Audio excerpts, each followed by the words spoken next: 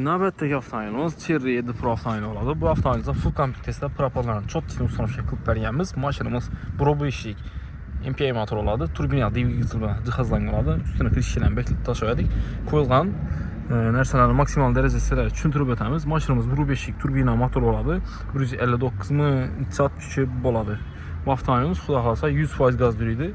Qoyulğan injektorlar W400 Bronatda Skarostin Sport injektorlarına xamutlarımız 7 lit Germanski xamutlardan moşinətib qatırıb bərgənimiz. Simlərimizi görürsünüz, üstlərinə gofra gizib, zavatçıq oynayanda ötürüb akurat niyət bərgənimiz. Yan tərəfdə reduktorlarımız İtalyanski Nordic variantda oladı. Orijinal komplet 82 buladı. Türkçəmiz, termoplast Türkçələrlə, duayno filtrlərlə moşinətib qoyub bərgənimiz.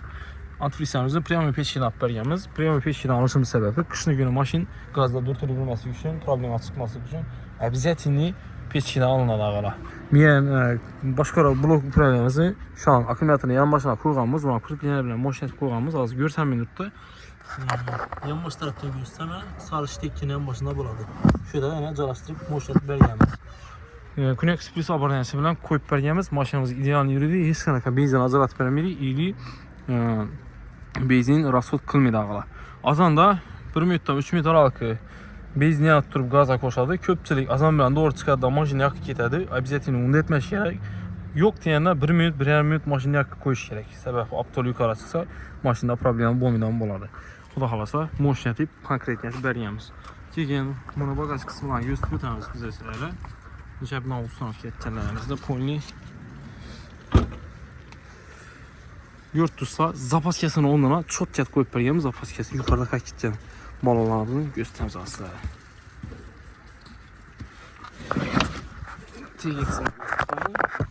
61 litrelik balonumuzun çox kətib tələrinə şumkələ bilən moşinət bərgənimiz ilgən olub cəlaşıb təp-təkiz olub tutdu. Türkçələrin termoplastik türkçədə oladı. Zapaskasını onlara moşin olub düşədi. Yurtdursa çok düşkən. Baxarasa. Yurtdursa üzün cayında kalıp bulup çalıştırdı. Zapaskasını şöyle koyup gidip dalya çıkacak batı koyatla. Şehrin için dürse zapaskasını alıp uyda koysazlarını buladı besle. Yani avtomobilimizin zaprap ketədə onu şöyle koyup bərgənimiz Yurtdursa 40 liraya bilen akurat nətib qaz sağından problemasız yine kolye tutdu. Zaprap qıynalıp oturmaydı. İli uzaktan karasızla zaprapşın balıqı bölmeydi. Yakırak geləsindən sənin yakarısla buladı. Xuda qalasa şunun xidmətlə gerek olsa ideal niyəti qoyub bərəniz. Maşınlarınızda çox yoğun garantiyalar bilən qılıb bərlərdir.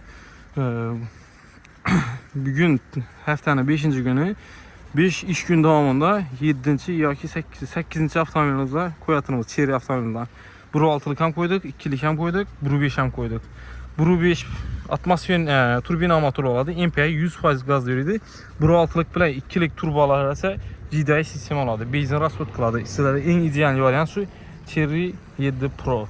Səbəbi 100% gaz verirdi. Özel interior boyunca hem sifət hem zor, plan normada oladı ağala. İstələrə şu 7 Pro'nu təfsir qılama. Çok timajin. Sağ olasın, salamat olun.